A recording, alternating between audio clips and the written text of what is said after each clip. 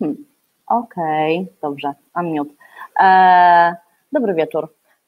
Zdaje się, że jesteśmy już live. Bardzo cieszę się z tego spotkania. Znaleźliśmy się tutaj wszyscy przy okazji wystawy Trzy to już tłum, kuratorowanej przez Michała Grzegorzka, Ankę Herbut i Gregora Różańskiego. To jest dość paradoksalna sytuacja, ponieważ wystawa miała się otworzyć, nigdy się nie otworzyła na razie. Być może otworzy się 27 grudnia, nikt nie wie, czy rzeczywiście kultura zostanie odmrożona tego dnia. Natomiast na tej wystawie znajduje się wiele bardzo ciekawych prac, które tematyzują kwestie kolektywnego oporu poprzez gromadzenie się ciał w różnych miejscach, poprzez kolektywne choreografie, które mają miejsce zarówno w przestrzeni publicznej, ale także w przestrzeni prywatnej, a prywatne jest także polityczne, jak wiemy. Znaleźliśmy się tutaj i znalazłyśmy się w bardzo miłym gronie. Większość z nas zna się dość dobrze,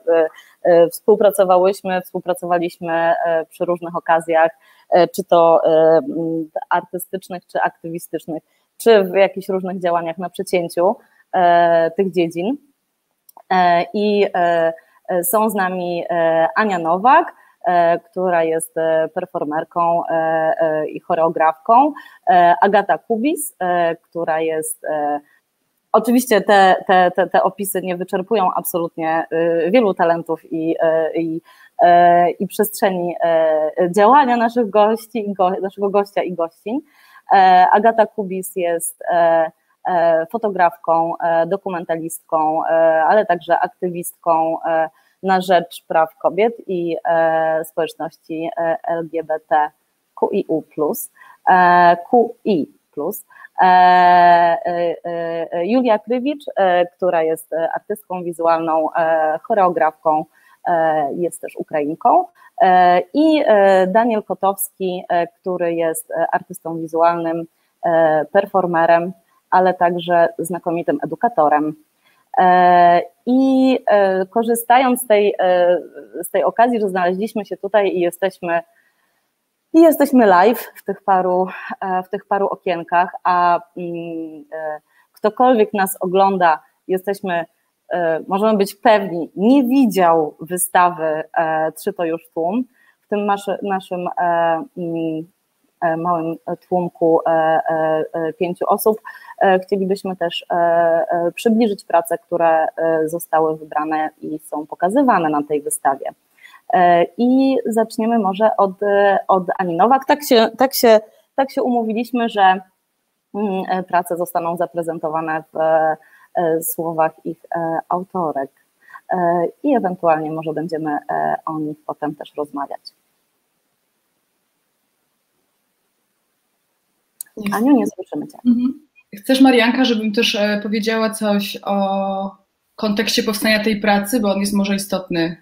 Myślę, że tak. Może ja jeszcze coś dodam, ponieważ spotkaliśmy się tutaj też dyskutować na tematy, które zostały w pewien sposób określone przez kuratorów, więc to jakby nie będzie tylko prezentacja prac, za chwilę po tej prezentacji, która będzie jakby kontekstem, ta prezentacja będzie kontekstem do dalszej rozmowy. I tak, Aniu, jak najbardziej kontekst powstania też. Czyli ja w ogóle też bardzo dziękuję za zaproszenie, to jest jakieś doskonałe grono, bardzo miły środowy wieczór. To może powiem tylko kilka zdań o sobie, bo zapewne nie wszyscy mnie znają. Ja normalnie działam jako performerka i choreografka w takich konwencjonalnych dla sztuki kontekstach jak teatr, muzeum, galeria, czyli kontekst sztuk wizualnych, i w tym roku z powodu pandemii także część tej pracy przeniosłam do domu, czyli performuję z własnej wanny czy z własnego łóżka. co jest dla mnie bardzo ciekawym doświadczeniem.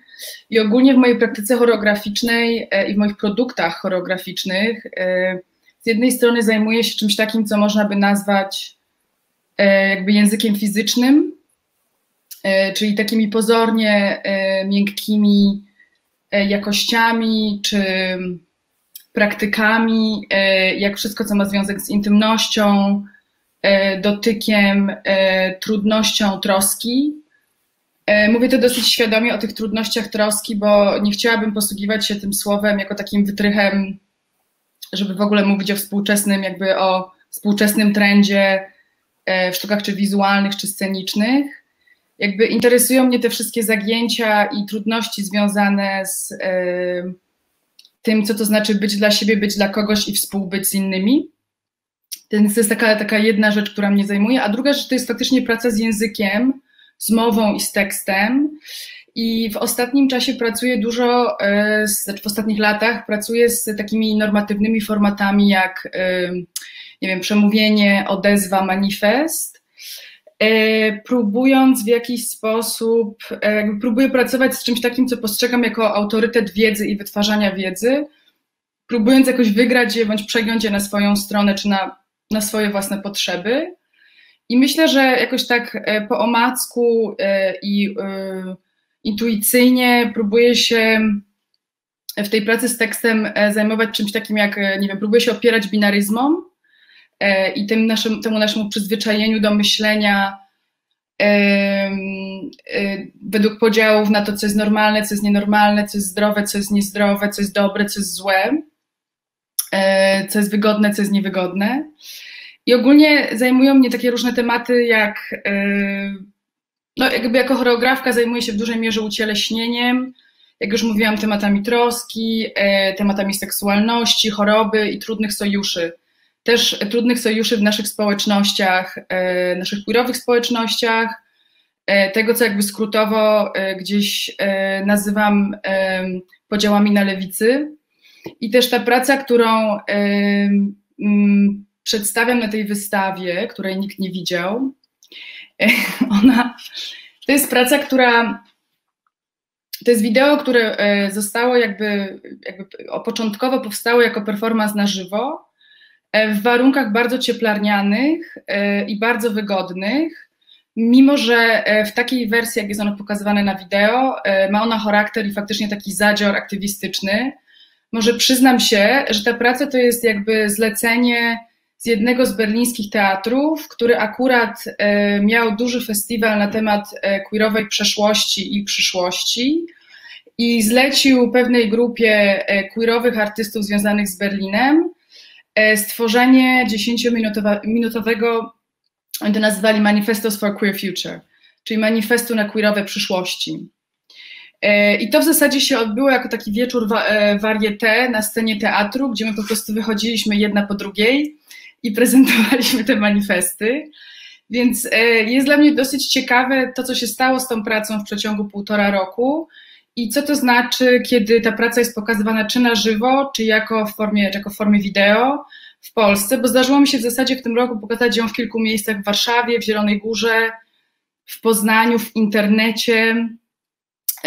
I może tak pokrótce powiem, bo już mam wrażenie, że zajęłam za dużo miejsca, że to jest taka bardzo wertykalna praca, odezwa, gdzie ja stoję i deklamuję częściowo z kartki, częściowo z pamięci, rodzaj wyliczanki, nie wiem, wiersza, zestawienia słów, które czasem się rymują, czasem nie rymują. Jest to tekst, który jest pozbawiony gramatyki, ale który próbuje mimo wszystko w jakiś sposób używać słowa, języka, w tym przypadku akurat języka angielskiego, i na wystawie jest też polskie tłumaczenie, w sposób, który w jakiś sposób, no nie wiem, w zasadzie, który jakoś w jakiś sposób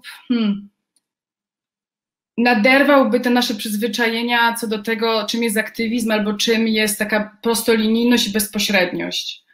I prawda jest taka, że ja tworzyłam tą pracę w bardzo konkretnym kontekście i dla pewnej konkretnej publiczności, czyli dla publiczności queerów. W związku z czym jest tam dużo skrótów i umownych użyć języka, które być może dla osób queerowych są odszyfrowywalne, ale być może nie, bo tam jest też jakby ten manifest, to jest manifest, ale z jakimś takim wysokim poziomem upoetycznienia.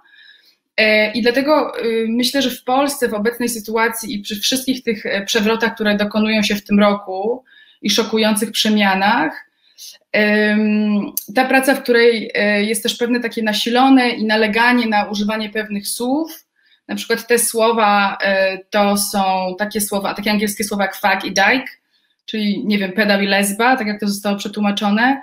Jakby ja używam tych słów w tym oryginalnym, jakby w oryginalnej pracy używałam tych słów już ze świadomością, że one zostały dawno odzyskane przez społeczności mniejszości i że w zasadzie my się bawimy tą terminologią i próbujemy ją jeszcze wywinąć na lewą stronę i jeszcze zanieść ją na kolejne dalsze poziomy jakby naszego własnego uwolnienia od stereotypów w obrębie naszych społeczności LGBTQI+.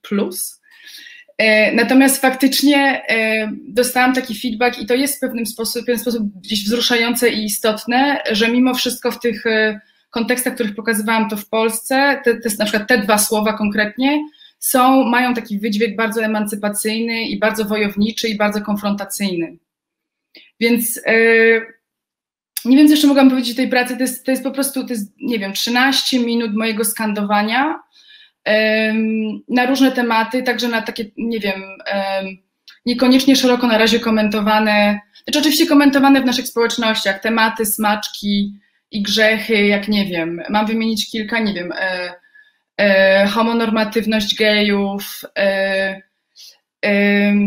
jakby mimo wszystko to, jak konstruowane jest też queerowe pożądanie, to, co jest łatwe, to, co jest trudne, temat seksualności, temat grubości, temat niepełnosprawności. Co ja tam jeszcze robię? Próbuję się po prostu zajmować jakby zakwestionowaniem nazewnictwa, które oczywiście jest umowne i musi istnieć, tak żebyśmy też mogli adresować wspólnego wroga, ale które też dla nas w obrębie naszej społeczności może być czasem szkodliwe albo może być fosylizujące. I że być może my też musimy naprawdę cały czas, co jest oczywiście podwójną pracą, oprócz dokonywania pracy konfrontacji z normą, cały czas też dokonywać takiego update'u swojego własnego słownika i swojego własnego bycia i swojego własnego pożądania i tego, co jest pilne dla nas teraz. Okej, tyle. Super, dzięki wielkie Aniu. Daniel, czy mogłabym Ciebie poprosić, żebyś powiedział o swojej pracy, którą pokazujesz na wystawie, ale też tak podobnie jak Ania trochę się przedstawił.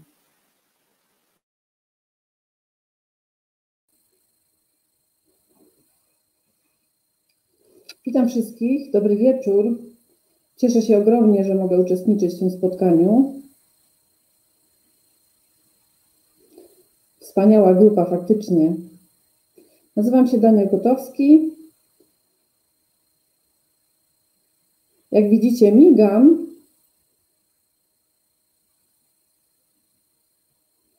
Ale nie jest to dla mnie jakimś wielkim problemem.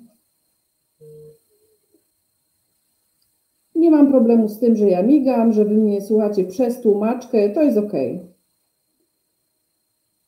Tak naprawdę moja praktyka życiowa, chciałabym wam opowiedzieć, jak się zaczęły moje pierwsze prace. Tak naprawdę moje doświadczenie życiowe od najmłodszych lat polega na tym, że żyję w społeczeństwie, które używa języka mówionego. Wszyscy dookoła mnie mówili i zawsze tak było. Żyję pośród ludzi zdrowych, w pełni sprawnych. Tak było od najmłodszych lat. Zawsze czułem się, że jestem inny. Wszyscy się mi przyglądali.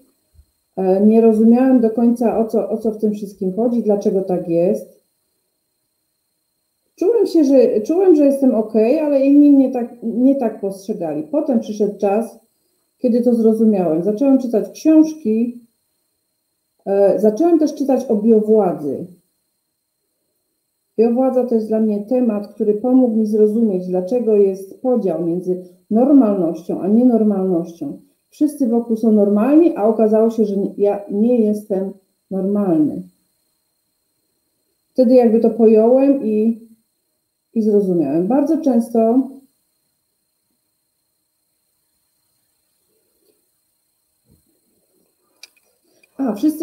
wszyscy mnie pytali, czy chodziłeś do normalnej szkoły. Co to znaczy normalna szkoła? Wszyscy mnie pytali, czy chodzisz do normalnej szkoły. Teraz już wiem, normalna szkoła tak naprawdę moje doświadczenie skupiło się na tym, że obserwowałem innych ludzi, którzy działają ciałem, ale też językiem.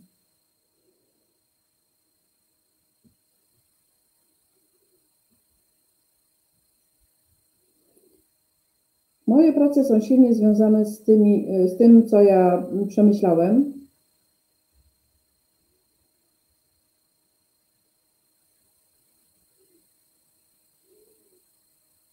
Bardzo dużo skupiałem się na tym, żeby ćwiczyć mój głos, sposób wymowy. Wolałem migać, ale rodzice zmuszali mnie do tego, żebym jednak ćwiczył wypowiadanie dźwięków. Takie były oczekiwania społeczeństwa. Wszyscy chcieli, żebym dorównał do normy. I tak próbowałem przez wiele lat. Mimo to nadal ludzie zwracają na mnie uwagę jako na kogoś, kto robi to nie tak, jak powinien.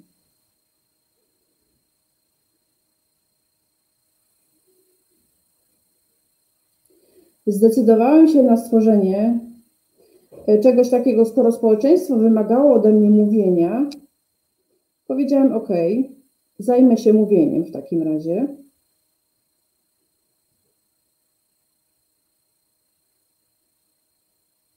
Spełniłem życzenie społeczeństwa, spełniłem to, czego ode mnie oczekiwano. Kiedy zaczęłam się wypowiadać na głos, myślenie ludzi się zmieniło.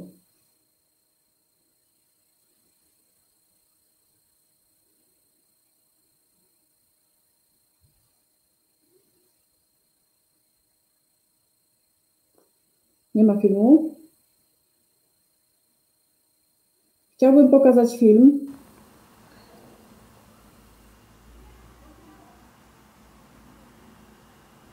Człowiek, który nie poczuje się mocą, nie jest człowiekiem.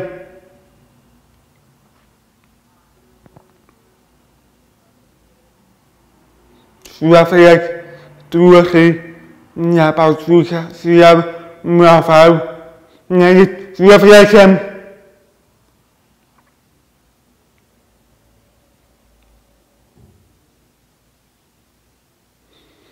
Człowiek, który nie poczuje się mocą, nie jest człowiekiem.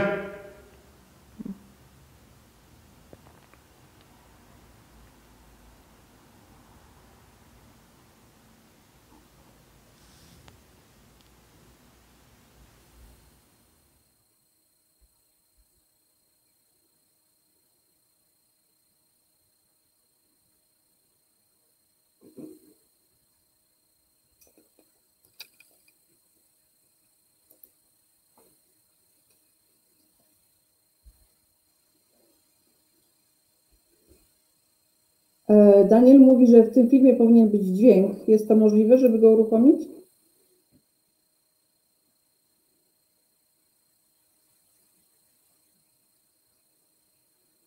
No dobrze, OK.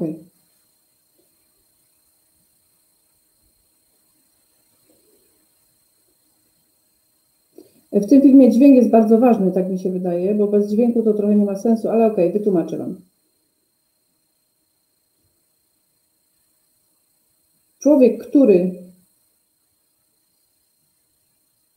nie posługuje się mową, nie jest człowiekiem. To taki cytat. trafiło to akurat na mnie. Pomyślałem sobie, czy to dotyczy mnie. W pracy widziałem, kiedy byłem w Berlinie na wystawie, zobaczyłem coś takiego, co ogromnie na mnie wpłynęło. Artysta nazywał się Mladen.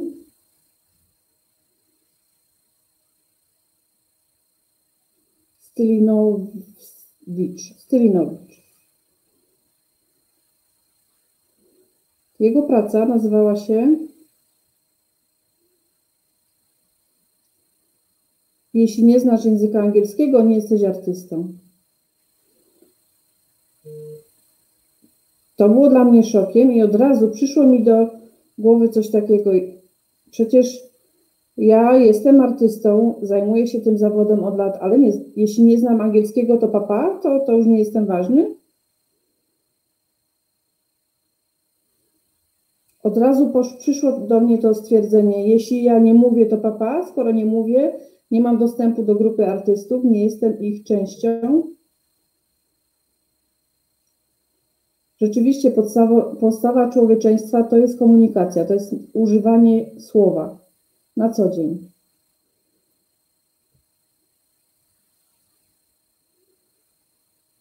To są podstawowe jakby normy, którymi się posługujemy. Rozmawiamy między sobą, używając słów. Dlaczego te ręce tak pokazywają takie bla bla, pokazują bla bla?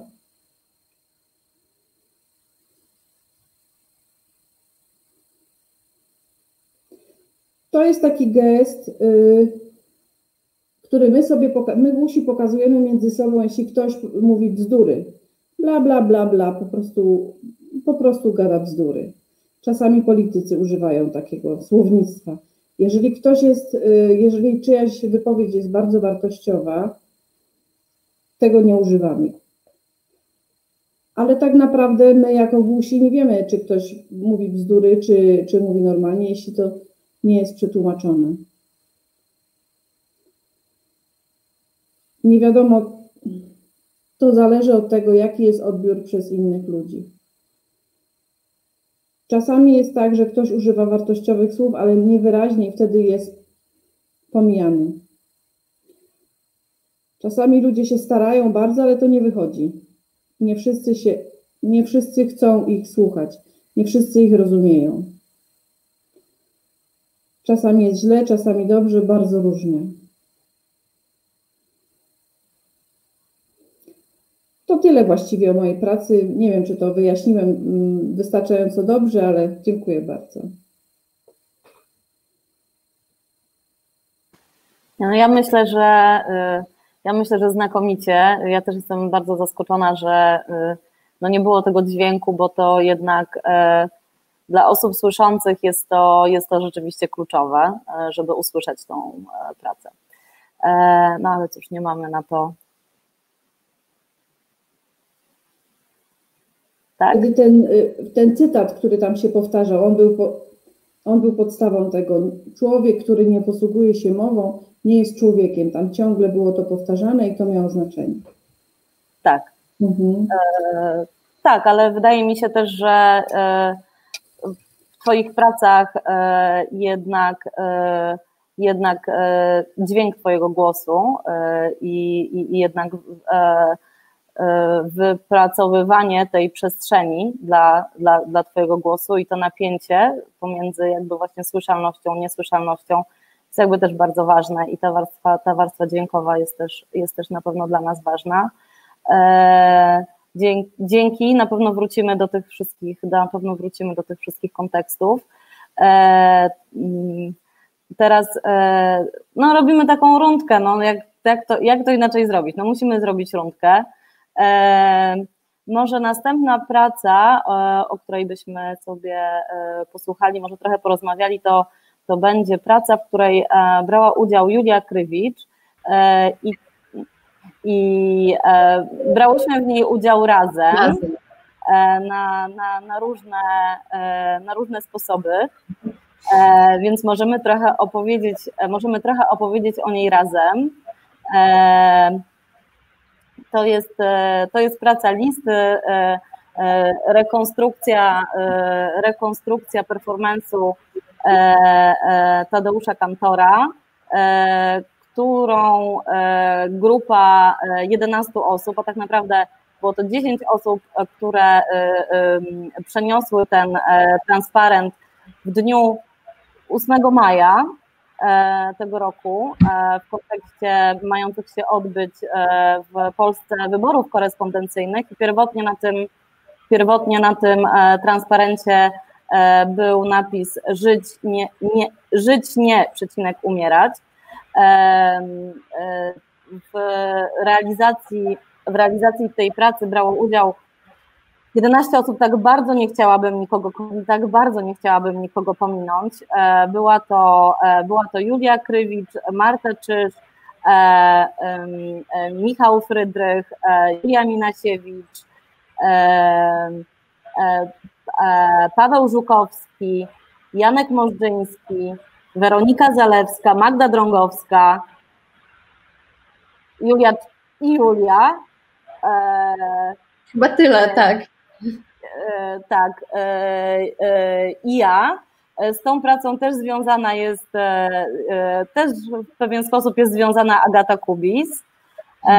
Pierwotnie ta praca też jest związana z takim ugrupowaniem nieformalnym, którego jesteśmy członkiniami i z Julią, i z Agatą, z większością tych osób.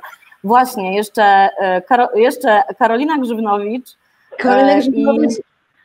i Kuba Rudziński. Tak.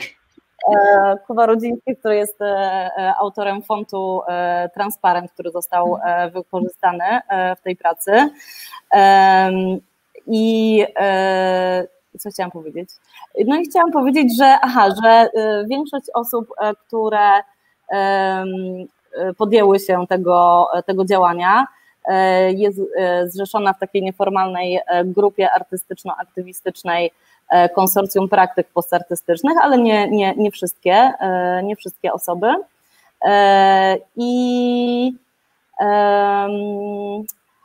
No i tak, nie wiem, czy Julia, chcesz opowiedzieć więcej o liście?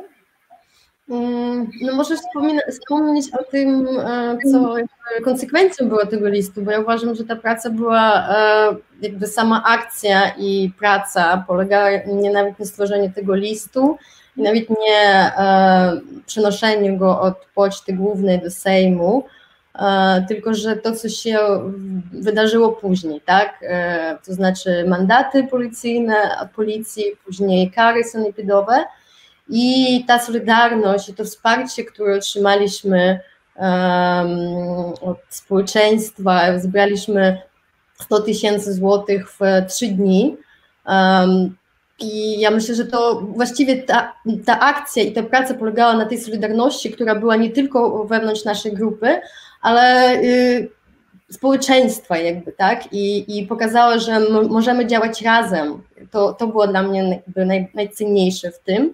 I jestem dumna z tego, że brałam w tym udział, właściwie dlatego, a to, co pokazujemy na wystawie w BWA, teraz jest trochę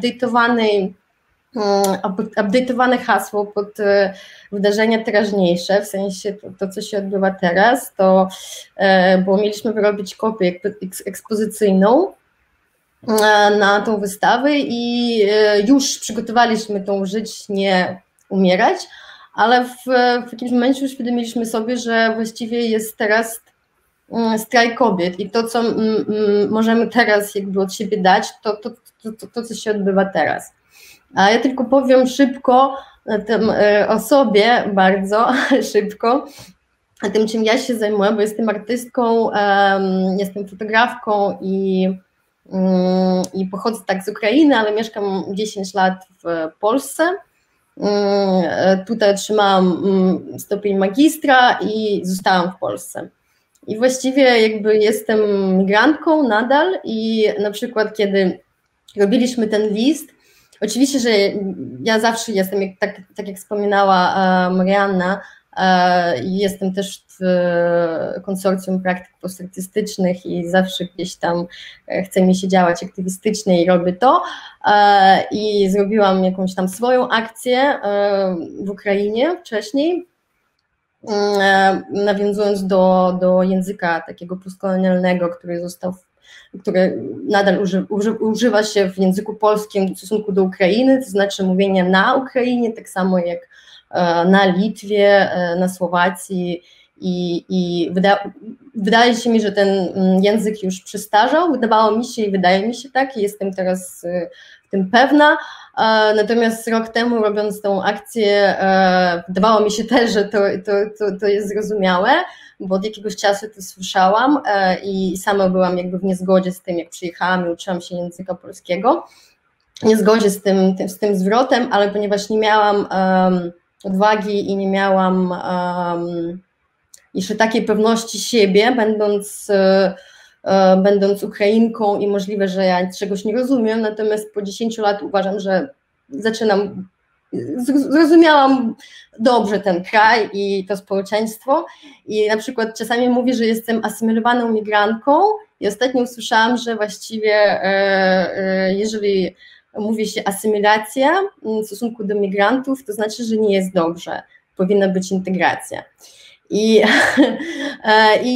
chciałam po prostu nawiązać, że przy akcji List brałam udział, chociaż nie mam prawa brać udziału w wyborach. Dlatego też moje uczestnictwo dla mnie wiązało się z jakimś szczególnym lękiem tego, że w tej chwili mogę się ubiegać o obywatelstwo, ale bałam się, że właśnie przez te kary czy sprawy w sądzie mogłabym mieć większe problemy. I właściwie dlatego mi się wydaje, jestem też tutaj z Wami. W ogóle bardzo dziękuję za to zaproszenie i bardzo się cieszę być w takiej super grupie i rozmawiać na ten temat.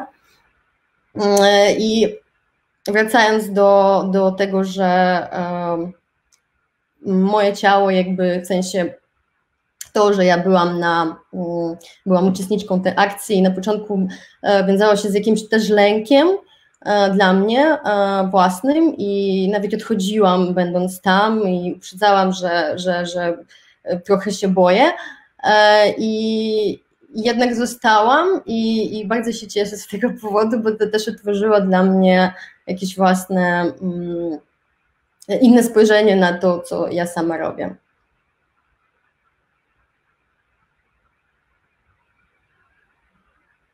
Słuchajcie, bo tutaj toczy się też, tu się toczy także walka o plik Daniela z dźwiękiem, który chcielibyśmy Wam też bardzo pokazać.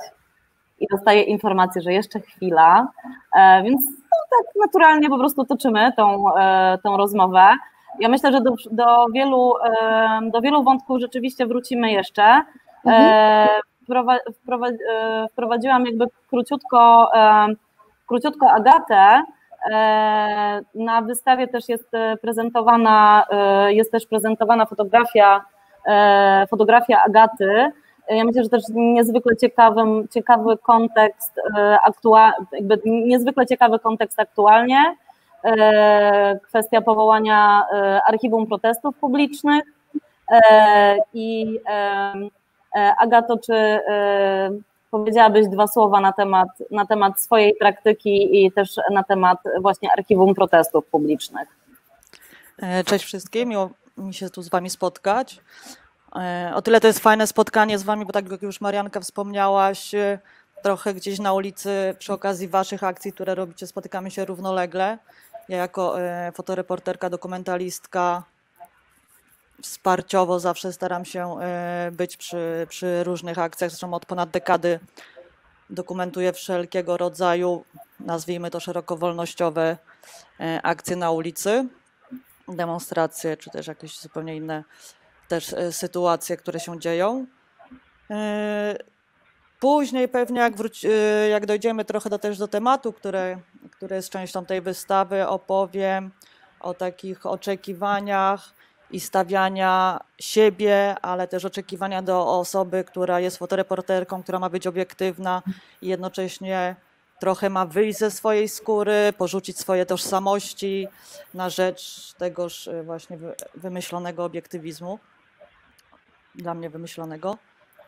Więc myślę, że też pewnie trochę o tym opowiem. Cieszę się też, że wspomniałaś o Archiwum Protestów Publicznych, bo to jest dosyć ważna rzecz, która się od roku równo dzieje.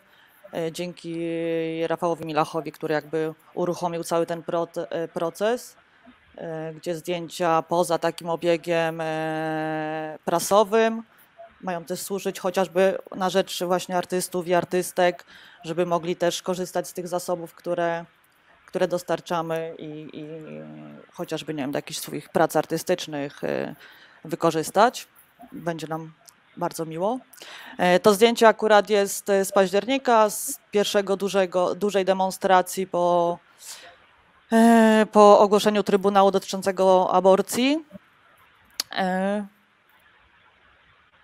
To chyba tyle. No ciężko bardziej opisać tą sytuację, jeżeli się faktycznie dokumentuje wydarzenia, niż je potem przetwarza, chociaż też mam jakieś na później rozkminki o przetwarzaniu również siebie, ale to już przy komputerze, swoich emocji z tych działań na ulicy waszych. Słuchajcie, nadal czekamy na zdjęcie, nadal czekamy na film Daniela. Mamy już trochę zarysowany kontekst naszych praktyk, natomiast takimi pytaniami, które zostały nam tutaj, zostało nam postawione kilka pytań, one są w tym tekście kuratorskim. Takie podstawowa kwestia, do której omawiania zostaliśmy zaproszeni, to jest ta dotycząca jakby widoczności, polityczności, ja nie wiem, u kogoś strasznie szumi, ale dotycząca, to znaczy została postawiona taka teza, że my wiemy, co się dzieje na ulicach, wiemy jak wygląda protest, wiemy, co się dzieje w proteście, bo jesteśmy przyzwyczajeni, czy jak wygląda opór w formie protestu, ponieważ jesteśmy przyzwyczajeni do widoku protestujących ciał. Mi się wydaje, że to jest bardzo jakby złożona kwestia, dlatego że po pierwsze protesty też zmieniają swoją formę. Protesty na przestrzeni ostatniego, ile to będzie, 1,5 miesiąca, coś takiego, ponad 1,5 miesiąca, wielkie protesty, które mają miejsce na ulicach wszystkich miast w Polsce, pokazują nam, że jakby reakcja policji, tak, jest coraz bardziej brutalna i nasze ciała protestujących, tych osób, które mogą wyjść i protestować w ten sposób i być w ten sposób razem, narażone są na rzeczywiste zagrożenie i też nieoczywiste, jakby pojawiają się też zupełnie nieoczywiste przywileje pewnych osób, które mogą wyjść na ulicę i pewne ograniczenia, które są spowodowane na przykład tym, że osoba jest niesłysząca albo jest to cudzoziemiec, który bardziej się może obawiać jakby konsekwencji policyjnych albo tego, że nie zostanie dla niego czy dla niej wezwany tłumacz czy tłumaczka, co jakby skrajnie jakby zmienia poczucie bezpieczeństwa, które i tak jest bardzo kruche dla tych wszystkich osób, które znajdują się na ulicy, ale mamy takie przekonanie, że ten protest czy opór oczywiście może przybierać taką formę fizycznej obecności na ulicach, ale zastanawiamy się nad tym, chcielibyśmy się zastanowić nad tym, na ile faktyczny, praktyczny, rzeczywisty i polityczny jest opór innych osób i innych ciał. I rozmawialiśmy sobie troszeczkę w sobotę w tej grupie, więc trochę wiemy na ten temat, jakiego rodzaju doświadczenia mają osoby tutaj zebrane. Julia, troszeczkę mówiłaś o jakby swoim specyficznym doświadczeniu przy okazji tego performance'u jednak list.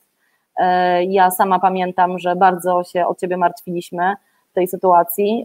Wiedzieliśmy, że jesteś bardziej narażona niż my, osoby, które mają polskie obywatelstwo, ale chciałabym też w szczególności udzielić głosu właśnie Tobie i Danielowi, ponieważ pamiętam z naszej rozmowy, że te jakby doświadczenia, którymi moglibyście się podzielić w tej sytuacji, byłyby chyba gdzieś bardzo cenne.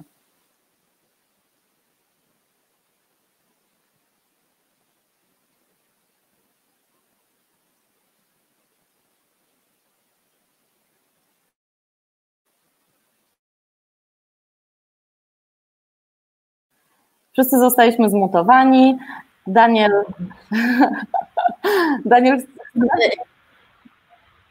Jak rozmawialiśmy w sobotę, to Daniel zaczął tę rozmowę właśnie o języku. Ja myślałam, że też Daniel teraz też się zabierze, bo ja wtedy jakby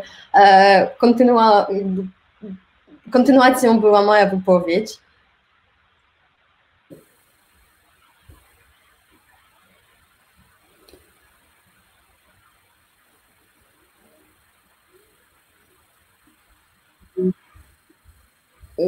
Brałem udział w różnych protestach w przeszłości.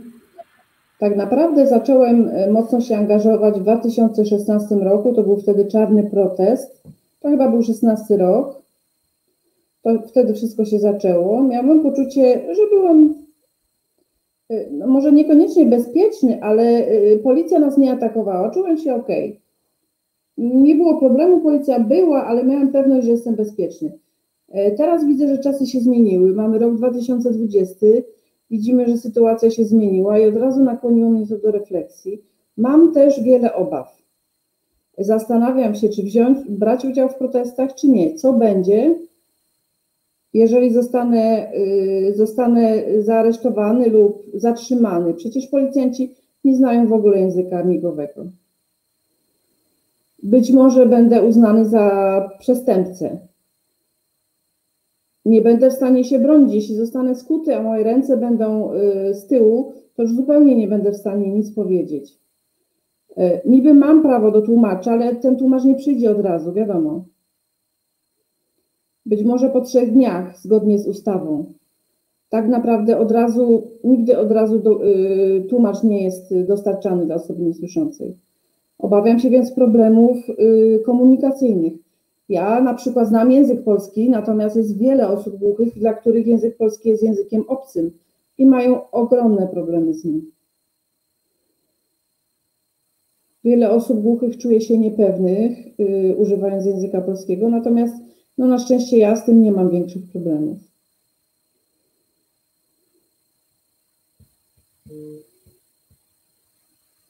Tak więc miałem cały czas obawy, czy brać udział, czy niekoniecznie. Mój kolega brał udział bardzo regularnie we wszystkich protestach, w tym roku szczególnie. I dopiero teraz zaczął się zastanawiać. Poprosił mnie, że gdyby się okazało, że będzie złapany, żeby od razu móc mieć kontakt ze mną, żeby mógł zapewnić mu wsparcie. Bo tak naprawdę obawiał się tego, że nie będą respektowane jego prawa przez policję. Zaczął mieć obawy. Tak więc kontaktował się z różnymi tłumaczami, którzy byli tak naprawdę w pogotowiu, w gotowości dla jego potrzeb, w razie takiej sytuacji. Powiem Wam o przykładzie amerykańskim, o którym się dowiedziałem. Tam czarni ludzie, czyli Afroamerykanie, jak i głusi, bardzo często są po prostu mordowani, zastrzeliwani przez policję. Na przykład, kiedy jadą za szybko, policja ich zatrzymuje, głuchy macha rękami, mówi, że nie słyszy, policjant bierze go za przestępcę i boi się, że to jest atak na jego ciało i po prostu strzela. W Ameryce to jest bardzo częste. W Polsce nie słyszałem o takich wypadkach, natomiast w Stanach to jest niestety bardzo częste. To jest troszeczkę inne też społeczeństwo. Gdyby u nas głuchy zaczął machać rękami, nie wiem, czy policjant strzelałby do niego, natomiast wiem, że policjant nie zna języka migowego w ogóle. Prawie żaden. Niestety.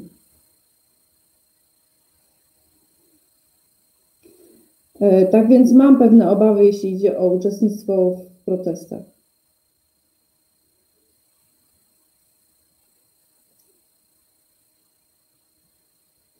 Gdybym wziął udział w proteście,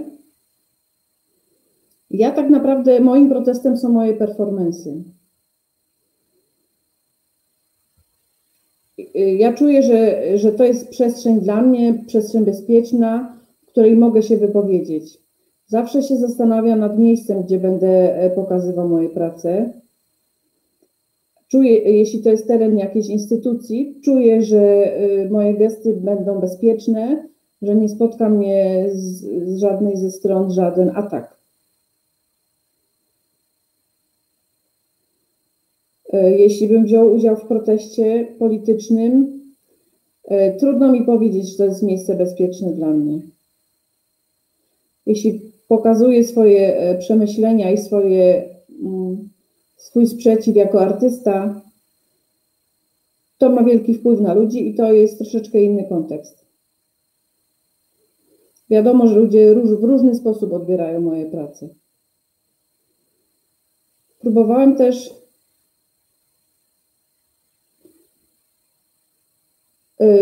pokazywać moje prace w różnym czasie, w różnych miejscach. Odbiór był też bardzo różny. Mam takie doświadczenie niespełna 2-letnie, że odbiór moich prac w zależności od miejsca jest bardzo różny. Takie jest moje doświadczenie. Różne miejsca dają mi też różny rodzaj bezpieczeństwa. Tak naprawdę nie do końca jestem przekonany, czy chcę wychodzić poza tą strefę, gdzie ja czuję się bezpieczny i często się nad tym zastanawiam. Mam duże doświadczenie i często się boję. Po prostu zastanawiam się, co jest dla mnie dobre.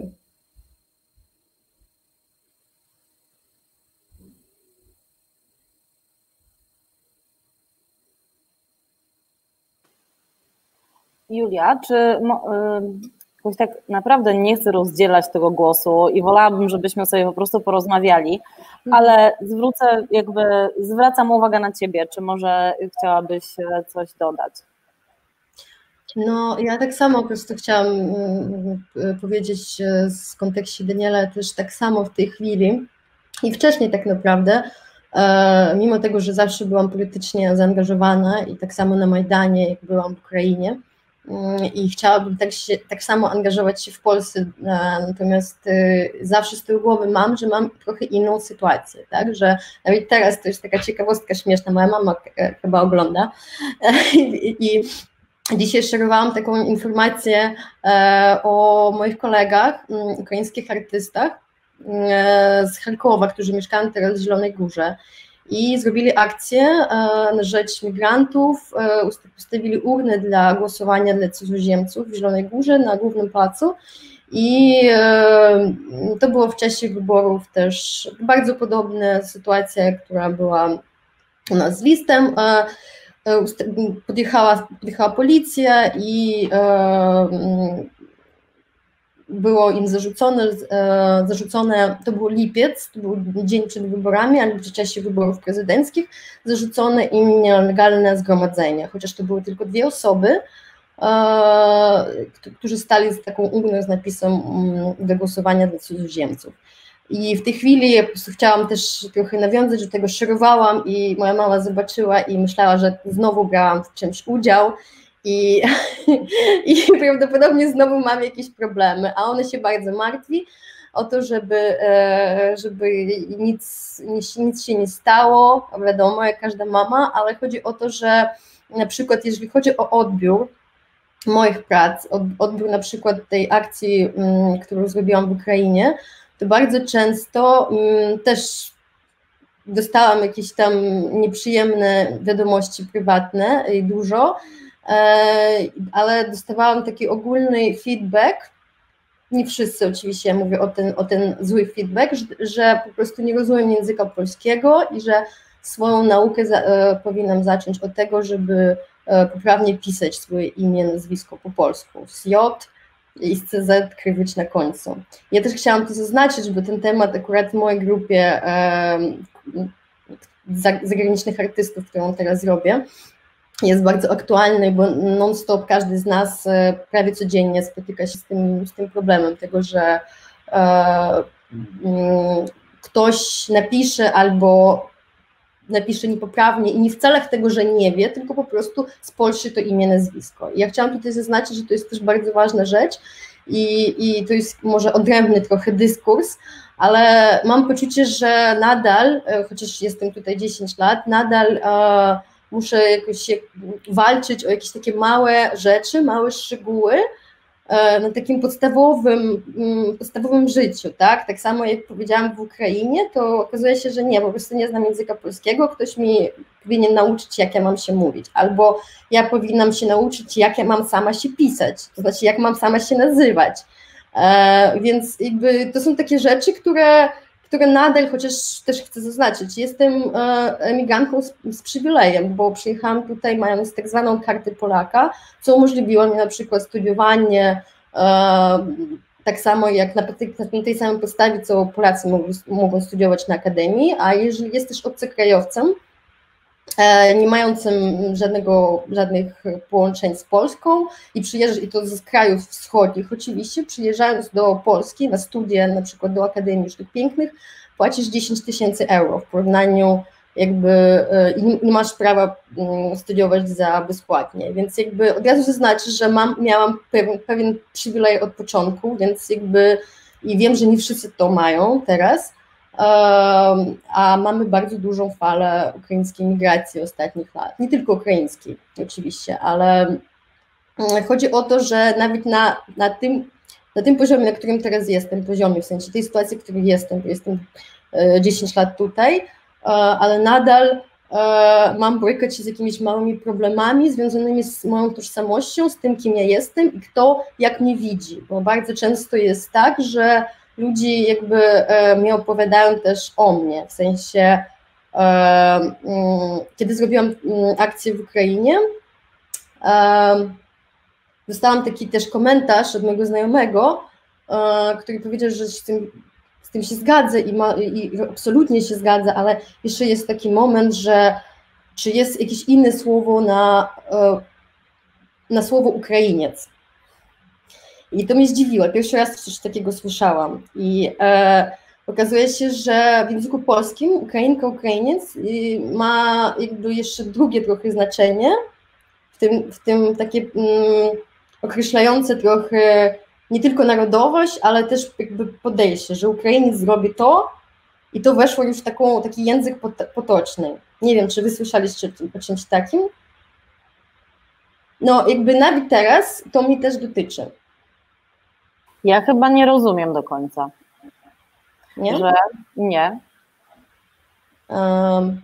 Bo jak rozmawiam z innymi ludźmi, w sensie jak rozmawiam w ogóle o tej sytuacji i mówię o tym Ukrainiec, Ukrainka, to jest jakieś takie znaczenie, które oznacza, nawet nie mogę określić do końca, co oznacza, ale Ukrainiec ma jakieś takie negatywne określenia, a w języku potocznym, nie określające prawdopodobnie jest jakby połączone z pewnymi statusem, który teraz jest, tak. Stereotypowo. Tak. Stereotypowo przyłączanymi, tak, do osób z Ukrainy zawodami. Tak, wiem, tak, rzeczywiście. No więc jakby na tym chciałabym jakby nie skończyć, ale chciałam to powiedzieć. Mi się wydaje, że po prostu naszą odpowiedzialnością, jeżeli chcemy praktykować opór, w przestrzeniach i z wykorzystaniem zasobów, do których mamy po prostu dostęp jako artystki, jako kuratorki, jako, nie wiem, organizatorki, dokumentalistki, to to jest jednak jakaś wysoka wrażliwość i wzięcie odpowiedzialności za opiekowanie się tymi wszystkimi problemami, które dotyczą po prostu bardzo różnych grup i to po prostu to, w jaki sposób nie wiem, zajmujemy się po prostu problemami, które w innych są po prostu przeoczone w jakimś takim dominującym dyskursie. I chciałam teraz jakby przejść może do takiej drugiej części, czy kolejnej części naszej rozmowy, czyli jakby do kwestii jakby potencjału jakby innego oporu, innej obecności, co wydaje mi się, że też właśnie w swojej pracy, także w tym manifestie, o którym mówiła Ania, którego niestety screenu nie widzieliśmy, bo został nam pokazany jakiś inny screen i zdaje się, że tutaj możemy pokazać też pracę Ani. Tak? Nie wiem, na co ja patrzę. Ja patrzę na czat jakiś po prostu. O, jest screen z pracy Ani. Attempt, learn, name. Repeat, repeat, repeat. Attempt, learn, name. Pronounce, claim, proclaim. Divide, memorize, solidify. Divide, memorize, solidify.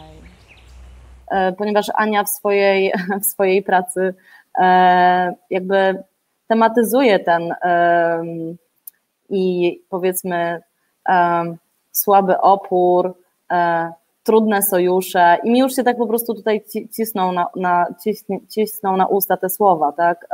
Polityka troski, trudne sojusznictwa i tak naprawdę konieczność wzięcia odpowiedzialności i budowania tych sojuszy, bo tak jak widzę nasze twarze tutaj na ekranie, no to te sojusze po prostu tutaj same się wydobywają, tak? na różnych płaszczyznach. Aniu, podczas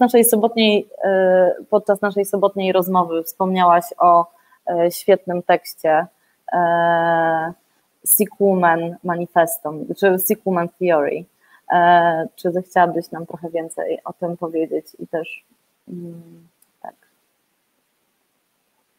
Mogę coś powiedzieć, ale też nie chciałabym tak zbytnio teoretyzować o tej trosce i opiece, bo mam wrażenie, że to się często zdarza. Mogę coś powiedzieć a propos ad vocem Julii? To powiem coś do Julii, bo w sumie mieliśmy tak sobie swobodnie konwersować, a jest to jednak trudne w tym formacie. Myślę sobie o tym paternalizmie wpisanym często w bycie gospodarzem czy gospodynią.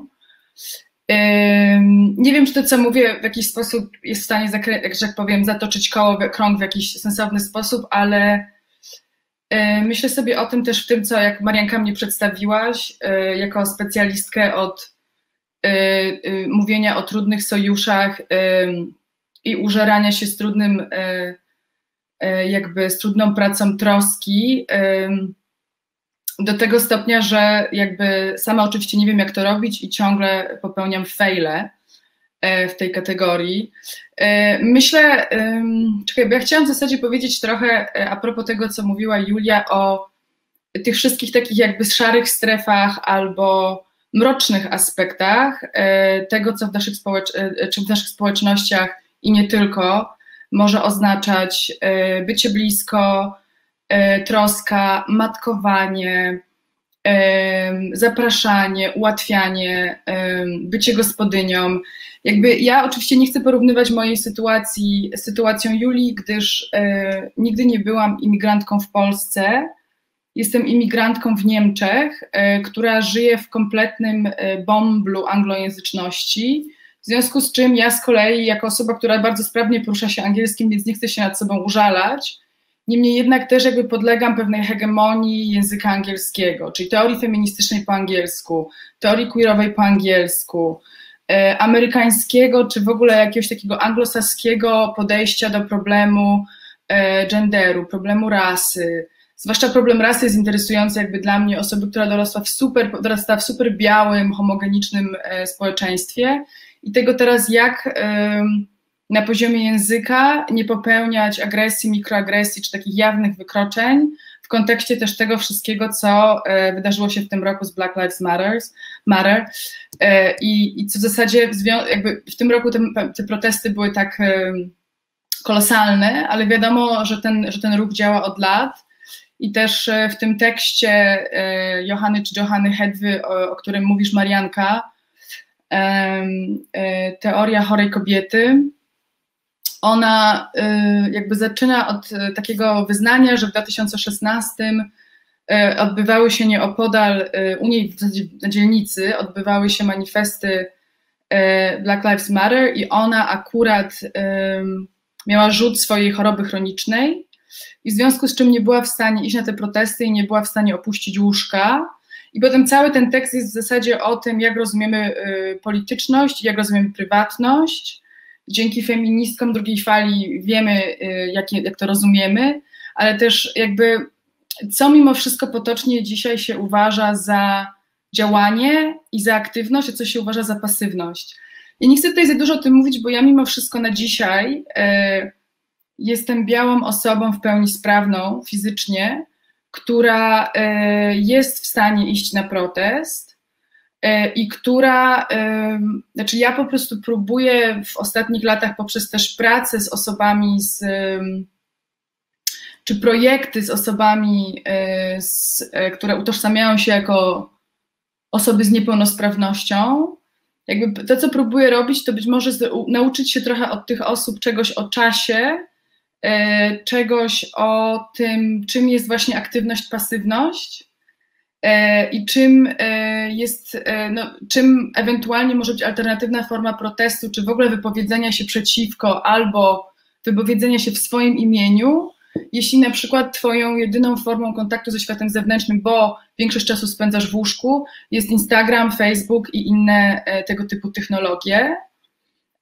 Nie wiem, ja na przykład mam w swoim prywatnym życiu trochę tak, że niekoniecznie ciągle zmieniam te nakładki na swoje zdjęcie profilowe na fejsie, dlatego że ja chyba nie mam wśród moich kontaktów ani jednej osoby, która byłaby prawicowa, w związku z czym też jakby niekoniecznie jest jakaś forma przełamania czy transgresji.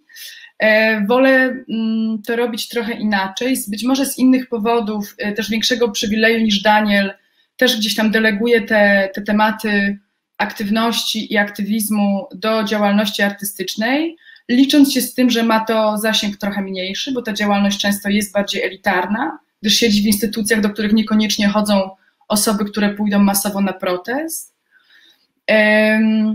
Natomiast jeżeli chcesz, Marianka, żebym powiedziała jeszcze coś o Hedwie, w ogóle polecam bardzo ten tekst, jest on nie jakoś super długi, ona jest w ogóle taką gdzieś, no powiedziałabym, bardzo interesującą, zajebistą badaczką na podstawie też, mówiącą dużo ze swojej pozycji osoby będącej imigrantką z chorobą psychiczną, z chorobami psychicznymi, z nienormatywnym ciałem. Jakby nie wiem, czy to już jest ten moment tej dyskusji, kiedy powinnam popaść w te moje różne takie idealistyczno-realistyczne wyobrażenie o tym, co powinno stać się ze światem. Ja myślę, że tak, że możemy po prostu sobie otworzyć mikrofony i absolutnie po prostu, nie wiem, porozmawiać sobie na ten temat bez udzielania sobie specjalnie głosu. Bo ja nie wiem, czy to jeszcze nie jest za wcześnie, bo mam wrażenie, że powinniśmy jeszcze trochę posiedzieć w takim mroku i powadze i brutalności protestu. Chcesz, to możemy zrobić na przerywnik, możemy puścić film Daniela, bo już jest. Daniel, możemy puścić twój film? No to w takim razie do bazy.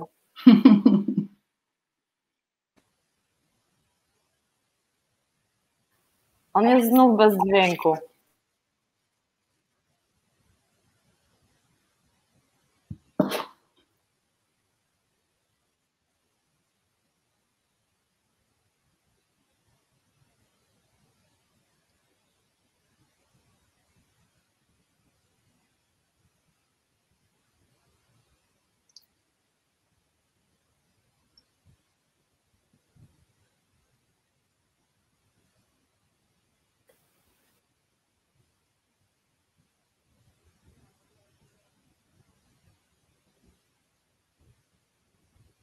Irena, nie słyszymy Ciebie, Daniela.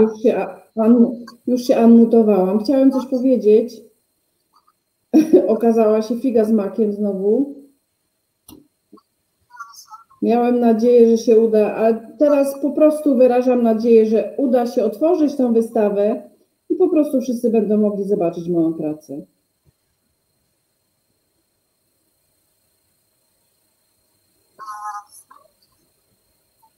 Zgadzam się ze zdaniem Ani Nowak z tym tekstem. Rzeczywiście tak jest, że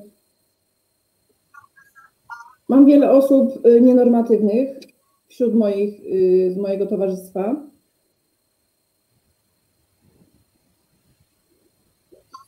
Często zostają w domu, ukrywają się, nie wchodzą w ogóle w politykę, bardzo się tego obawiają. Absolutnie nie zgadzają się na to, mówią, że nie mają ku temu zdolności, zgadzają się z protestami, ale nie biorą w nich udziału. Ja często ich namawiam, chodźcie ze mną, po prostu chodźcie, tłumaczę im, a oni po prostu mówią nie. Mają po prostu inne myślenie, ale zajmują się tymi protestami w inny sposób. Nie są odważni, piszą czasami jakieś komentarze, ale nie wychodzą na ulicę. To wszystko zależy od charakteru osoby. Jedni chcą na głos wygłaszać swoje opinie, a inni po prostu dzięki temu, że mają internet, mają różne sposoby na to i to też jest w porządku. Sposoby są różne, ale ogólnie siła jest w nas. I to jest ważne. Tak sobie przypomniałem o tych osobach.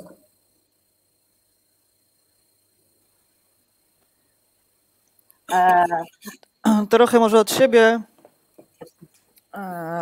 siebie dodam, jak sobie teraz myślę o tej widzialności i takim oczekiwaniu w stosunku do fotoreporterek i fotoreporterów, gdyż tożsamość, z którą idę, którą mam, to jest tożsamość kobiety, tożsamość lesbijki, a ostatnie demonstracje zazwyczaj dotyczą tych dwóch przedmiotów i takie nieustające oczekiwanie w stosunku do mojej osoby, że będę tą obiektywną fotoreporterką, dokumentalistką, co trochę nie bardzo wiem, na czym miałby polegać i też takie założenie tego obiektywizmu od razu też trochę wyklucza i narzuca jakąś niewidzialność w stosunku do mnie, a mam takie przekonanie, że jakby informowanie i jakby stawanie jest dużo bardziej uczciwe do, nie wiem, odbiorcy chociażby zdjęć, które dalej ślę w świat, niż udawanie, że będę obiektywną osobą bez całego backgroundu, który za mną się ciągnie. To tak jeszcze o widzialności sobie myślę. Ale też tutaj w komentarzach o widzialności dosyć też znamienne jest to, że ten film Daniela, który tu próbujemy puścić, a on nieustająco idzie bez dźwięku, to też jakby system próbuje nas tutaj ewidentnie oszukać. Jeszcze taka jedna rzecz, bo wspomniałaś trochę, Marianka, o Archiwum Protestów Publicznych. jakiś czas temu, niecały pewnie miesiąc, wydaliśmy strajkową gazetę, też z taką myślą, żeby te nasze zasoby, zdjęcia, które robimy, poszły w świat, żeby mogły być częścią tych protestów. I to też jest taka droga, która się dzieje, pewna też przemiana w nas samych, fotoreporterach, gdzie już trochę nie ma miejsca na brak zaangażowania, że ta widzialność nas samych, naszych doświadczeń już jakby jest oczywista i wypływa, i trochę też ta gazeta strajkowa jest takim naszym doświadczeniem wieloletnich protestów i tego, w którym miejscu teraz jesteśmy. Jakby wydaje mi się, że stanowczo, że bardzo dużo rzeczy się teraz jakby uwidoczniło. Mamy bardzo dużo tematów, które jakby wychodzą na wierzch i staramy się po prostu nimi zajmować i to jest absolutnie po prostu wspaniałe, jak rzeczy się rzeczywiście jakby nawarstwiają, jest to po prostu coraz gęstsze. Też chciałam powiedzieć, że to jest też jakby w odniesieniu do Archiwum Protestów Publicznych, że to jest jednak wieloletnia praktyka, że to teraz tak jakby widać, że tak to świetnie zadziałało, ale to jest jednak jakby wiele lat doświadczeń i zaangażowania tych osób. Gazeta jest super, świetnie działa na ulicach, także jako obiekt praktyczny, jako transparent po prostu dystrybuowany, także no nie wiem, po prostu wydaje mi się, że jak chodzi o jakby formy protestu, widocznego takiego protestu też na ulicy, dokumentowania go i tak dalej, no jesteśmy coraz bardziej, że tak powiem, advanced, ale mam nadzieję też, że uczymy się coraz bardziej tego jakby protestu po prostu w innej sferze, tego oporu, który polega na trosce wokół osób, które na trosce wobec osób, które nas otaczają, osób, z którymi pracujemy, jakby która się wyraża przez to też, jak pracujemy i też w sumie samotroska, tak jak właśnie pisała Joanna Hedwa, to jest jakby jeden z takich bardziej radykalnych gestów oporu, otoczenie także samych siebie troską. I Aniu, jeżeli ty masz teraz właśnie tą wizję, to proszę cię, zapłodnij nas tą wizją. Nie, to ja chciałam jeszcze w takim razie włożyć palec w ranę wcześniej. Jeszcze nie?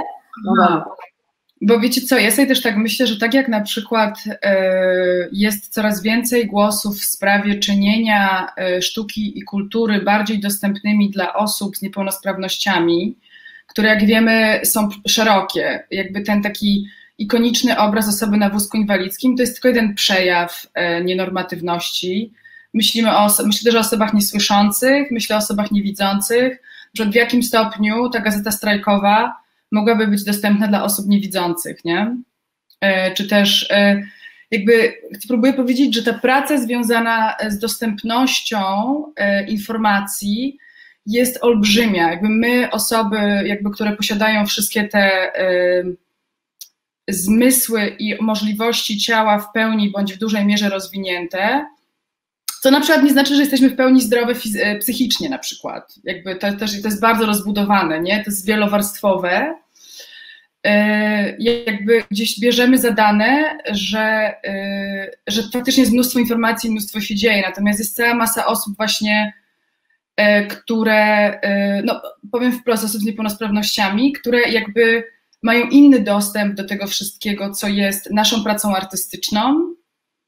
Nie, jakby nie wiem, czym jest dla osoby, która nie słyszy, mój performance, który jest cały oparty na języku ludzkim, w którym ja komunikuję treści. Jakby prawda, jakby musi zostać wykonana cała też praca, która jest oczywiście bardzo czasochłonna i jest też kosztowna. Nie wiem, pisząc na przykład wnioski o pieniądze publiczne na nowe projekty w Niemczech, jakby zaczynam mieć tą praktykę dopisywania, nie wiem, na przykład audiodeskrypcji spektaklu. Wiecie, to są koszty, nie wiem, no, to są duże koszty i lubimy myśleć, że nigdy jakby, zwłaszcza, że sztuka jest tak, czy kultura jest tak niedopłaconą jakby gdzieś tam dziedziną, lubimy myśleć, że nigdy nie ma na to pieniędzy, nie? Jak się czują te osoby, więc jakby o tym myślę i uważam to też za przejaw troski takiej systemowej. Daniel mówi.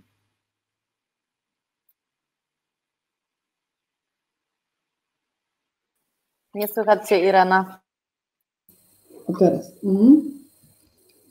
Naprawdę jestem wrogiem tego mówienia, nie ma pieniędzy, nie ma pieniędzy, nie mamy pieniędzy.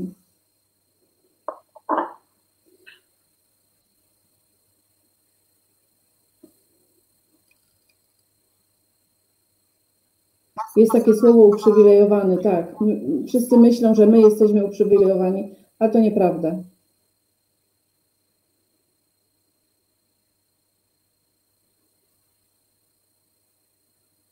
W Polsce na szczęście myślenie powoli się zmienia. Nawet sami artyści powoli zaczynają myśleć o tym, żeby być dostępnymi dla nas. Kolega mi kiedyś opowiadał o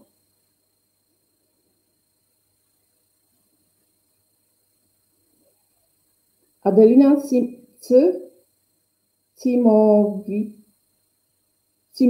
Cimowicz. Jest taka autorka, artystka, która niedawno miała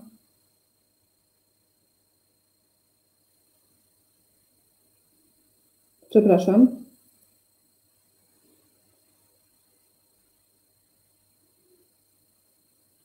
bardzo. Ktoś mi tu się, ochrona mi się tutaj przypamiętała. Wróćmy do tematu Adeliny Cipowicz. W tym roku była jej wystawa i ona sama dołożyła napisy do tej wystawy. Na Instagramie zobaczyłem, że będą napisy w języku polskim. Specjalnie o to zapytałem, czy na pewno. Odpowiedziano mi, że tak. Mamy świadomość, że głusi też chcą brać udział w naszym wydarzeniu. Dla mnie to jest super. Były osoby, które pytały, po co te napisy? I otrzymały odpowiedź, że przecież są osoby niesłyszące, którym są potrzebne napisy. I dopiero wtedy ci komentujący uświadomili sobie, że faktycznie my istniejemy, jest nas dużo. Byłoby wspaniale, w Zachęcie też to się dzieje, byłoby wspaniale, gdyby coraz więcej pojawiało się napisów, żeby był przekaz wizualny, ale też właśnie z napisami. Właśnie w ten sposób powinna dziać się dostępność. Możliwości jest całe mnóstwo, rozwiązań bardzo dużo. Strasznie denerwuje mnie fakt, kiedy mówią, nie możemy, nie ma pieniędzy. Co to w ogóle ma być? Są wspaniałe idee, wspaniałe pomysły na dostępność, a potem się okazuje, że nie ma pieniędzy. To jest śmieszne. To jest absurd. Z jednej strony to, a z drugiej całkiem inaczej. Dziękuję. Ja tylko się odniosę do tego, co Ania powiedziała, tego kija w oko, ale faktycznie tak jest, że jakby posługując się fotografią, obrazem, potykam się o swoje własne wyobrażenie tej sprawczości, że oczekuję zobaczenia i już gdzieś brakuje mnie samej wyobrażenia o tym, że można było również ten obraz, nie wiem, opowiedzieć, czy fotografię, więc totalnie słusznie i zgadzam się z tym, co powiedziałaś.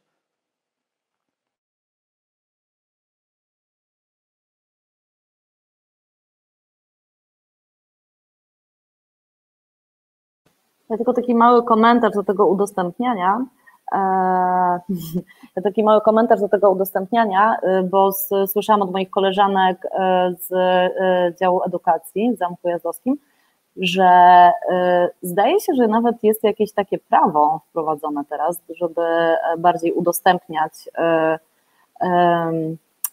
wystawy, generalnie program artystyczny, ale nie wiem na razie, jakie to ma rzeczywiste przełożenie, tak jakby jak te procedury, chcę Cię zaraz usłyszeć, Daniel, ale nie wiem jakie te procedury faktycznie w tej chwili mają jakby przełożenie takie, żeby jakby zmusić odgórnie instytucje do tego, żeby zaczęły to wprowadzać.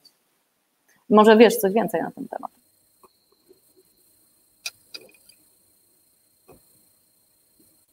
Nie jestem pewien, nie pamiętam dokładnie.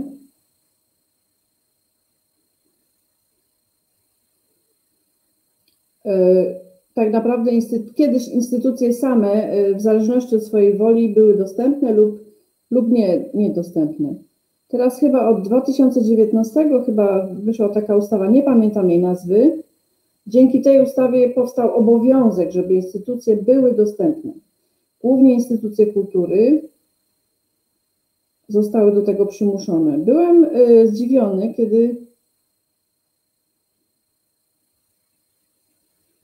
kiedy zaczęto nakazywać powstanie instytucji czy też stanowiska koordynatora dostępności we wszystkich urzędach, we wszystkich miejscach.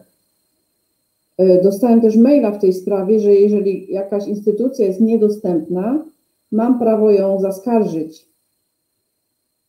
Bardzo mnie to zadziwiło i zszokowało. Dla mnie to jest super sprawa. Nie wiedziałem, że mogę się z tym zwrócić do kogoś innego. Jeśli gdzieś jest stanowisko koordynatora dostępności, to najczęściej się tym ten koordynator zajmuje, a tam, gdzie tego stanowiska nie powołano, można to zaskarżyć.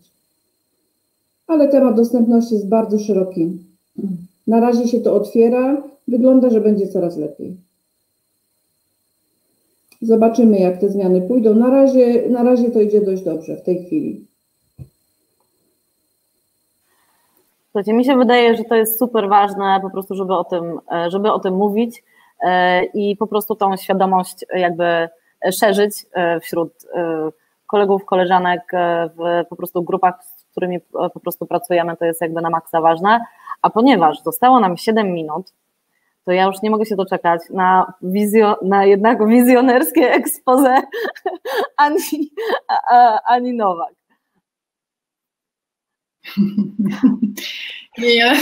Ja w ogóle nie udźwignę teraz tego ciężaru, zwłaszcza, że to, co chciałam powiedzieć, to jest coś, co raczej się tyczy takich tych moich ulubionych, nieoczywistych, miękkich praktyk, ale też czuję się trochę dziwnie gadając na koniec, bo na przykład Julia dawno nic nie mówiła, może chciałaby coś powiedzieć.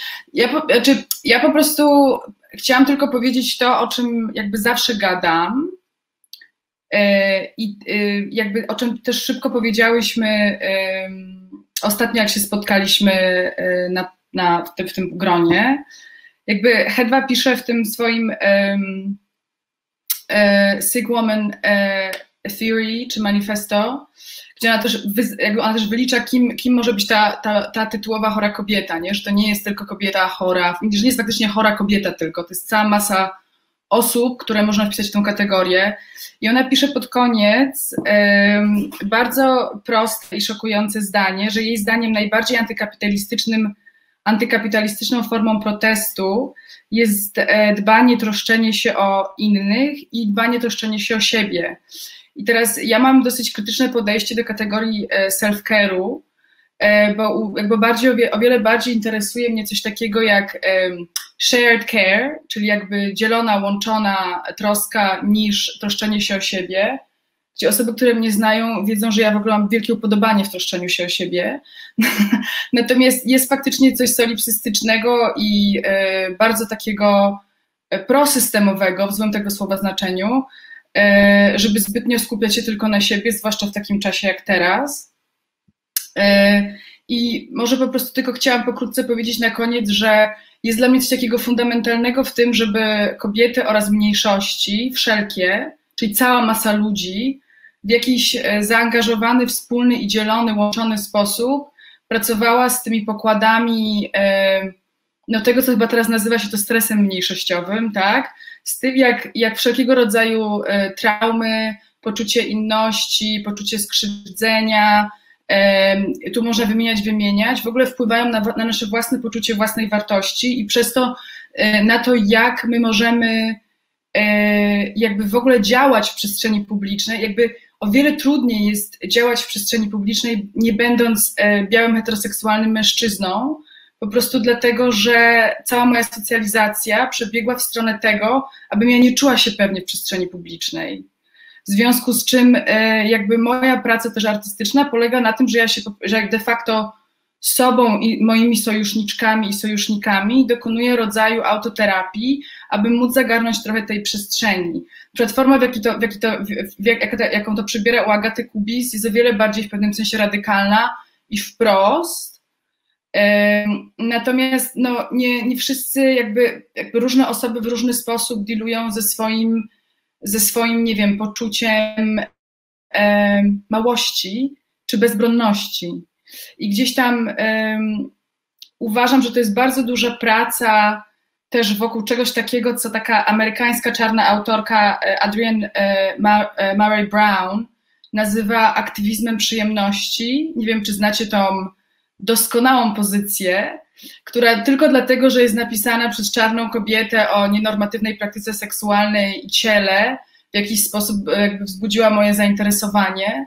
I to jest w zasadzie być może prawdopodobnie temat na inną debatę, w ogóle o tym, jak w czasach kryzysu, naporu, mroku i nawarstwiania się bardzo wielu takich problematyk społecznych, jakby dać sobie też przyzwolenie albo dać sobie prawo do nie tylko cierpienia na przykład.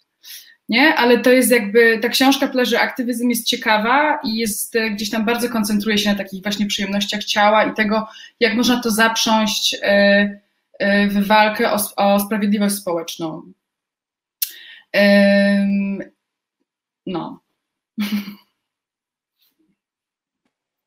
Ja jeszcze tylko dodam do tego, że mnie jest dużo łatwiej też jakby funkcjonować długo i często na ulicy, ale mam naprawdę to jest duża wygrana, jak fotolotka, mam duże zaplecze wspierających osób. Takie, które wiem, że jak już tam bardzo cieniutko ze mną, to one mnie zgarną z tej ulicy i wyślą na kanapę i zaopiekują się. I to jest taka wartość, której po prostu prawdopodobnie dużo osób może nie mieć, więc ja mam tą wygraną i to jest mega ważne i to wsparcie i bardzo sobie to cenię.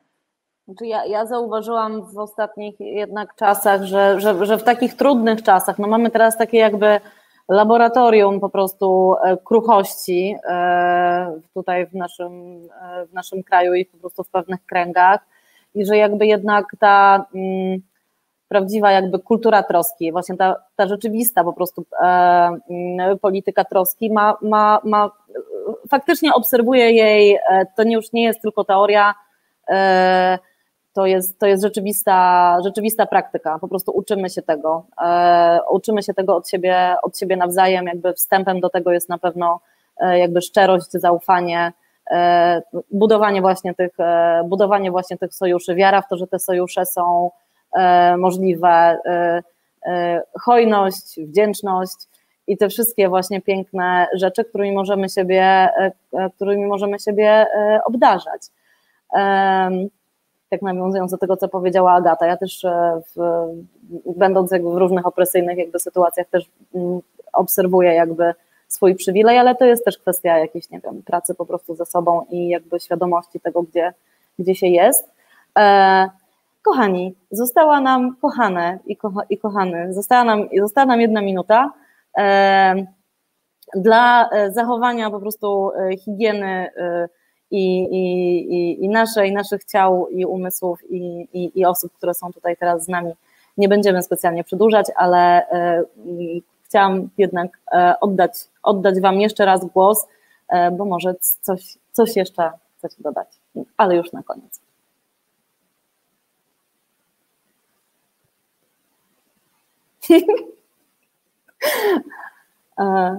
No cóż, takie wywoływanie też, jak widać, nie owocuje odzewem. Było mi bardzo miło spotkać się tutaj z wami wszystkimi. Dziękuję Wam bardzo za ten czas, za te wszystkie rozmowy, myśli z Wami na pewno się spotkam jeszcze nie raz w różnych okolicznościach. Dziękuję Wam bardzo i wszystkim osobom, które nas dzisiaj przez aż 1,5 godziny słuchały. Także możemy chyba włączyć mikrofony i się pożegnać. Bardzo dziękuję, było bardzo miło z Wami, dzięki. Dzięki bardzo, dużo się dowiedziałam. Ja też bardzo dziękuję. Dziękuję za to spotkanie. Ja też serdecznie dziękuję. Dziękuję. Ja też dziękuję wszystkim i dziękujemy też Irenie, że nam pomogła. Dzięki, Irena. Tak. Dzięki. Dzięki.